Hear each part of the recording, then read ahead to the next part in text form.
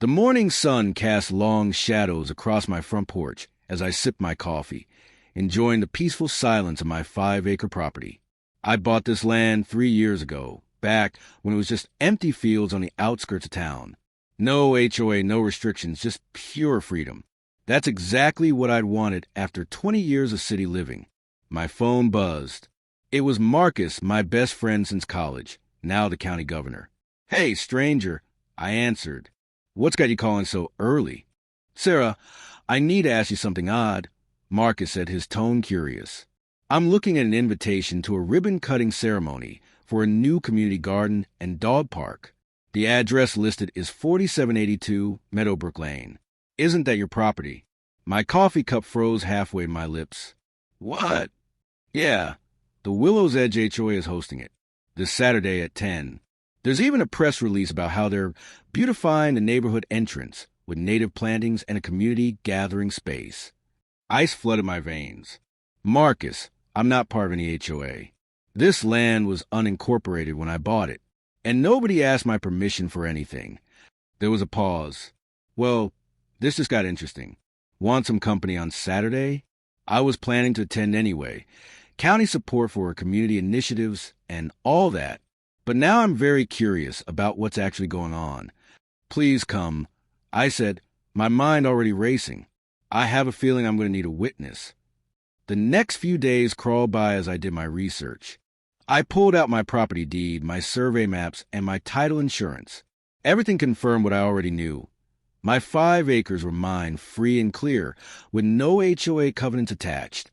The Willows Edge HOA had been formed 2 years ago when a developer built a subdivision on the adjacent property, but my land had never been part of it. On Friday afternoon, I drove past a disputed area, the front corner of my property that bordered the main road. My stomach dropped. They'd been busy, very busy. Where there had once been natural grass and wildflowers, I now saw fresh mulch beds filled with ornamental grasses and flowering shrubs. A split-rail fence outlined a designated dog park area, complete with way stations and a water fountain. Benches sat at neat intervals. A wooden sign read, "Willows Edge Community Garden and Park," in elegant script, and in the center of it all stood a small podium draped in burgundy cloth, clearly prepared for tomorrow's ceremony. It was beautiful, professional, and completely unauthorized. I took photos from every angle, my hands shaking with anger. They'd treated my land like it was theirs for the taking. How long had they been working on this? How had I not noticed? I knew the answer to that last question. This corner of my property was the farthest from my house, separated by a thick line of trees.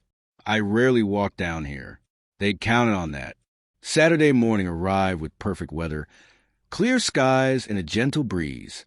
I dressed carefully in jeans and a nice blouse, wanted to look like the landowner I was, not someone who could be easily dismissed.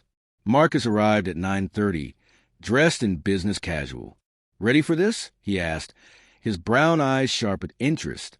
"As ready as I'll ever be," I replied. "Let's go." We walked down to the disputed corner together, following the sound of voices and light music.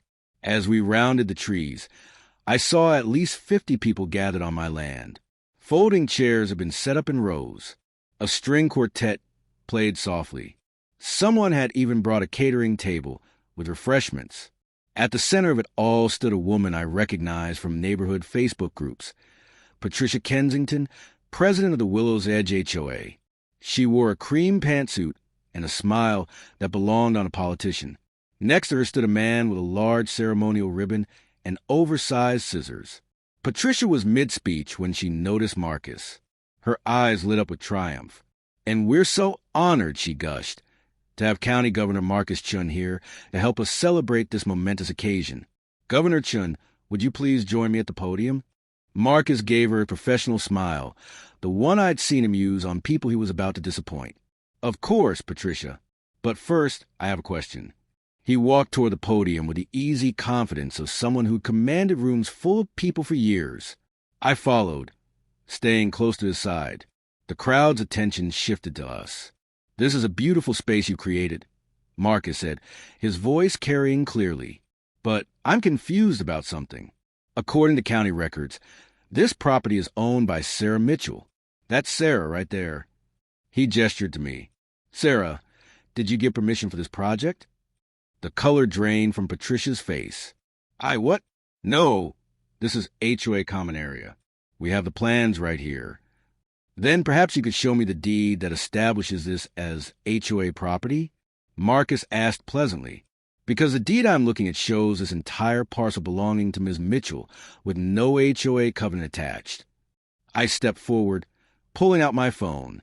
I have photos from 3 months ago showing this area exactly as I left it, natural grassland.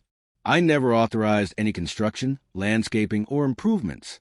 I certainly never agreed to host an HOA facility on my private property. Patricia's mouth opened and closed like a fish. The man with the scissors slowly lowered them, looking uncomfortable. Murmurs rippled through the crowd. There must be some mistake, Patricia finally stammered. The developer assured us this land was part of the HOA. We have architectural plans. We've been working with the landscape company for months. We've invested over $30,000. $30,000 of unauthorized improvements on someone else's property, Marcus said, and now his voice had an edge.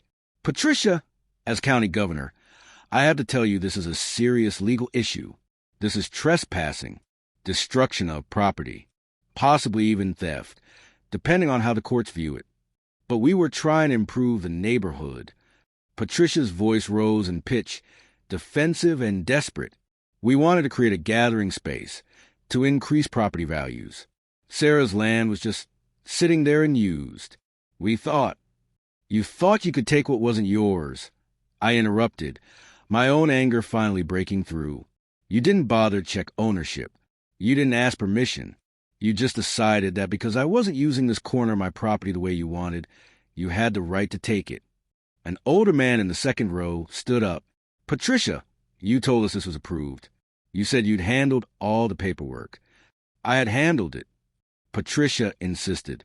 The developer said, The developer lied to you, Marcus said flatly, or you misunderstood.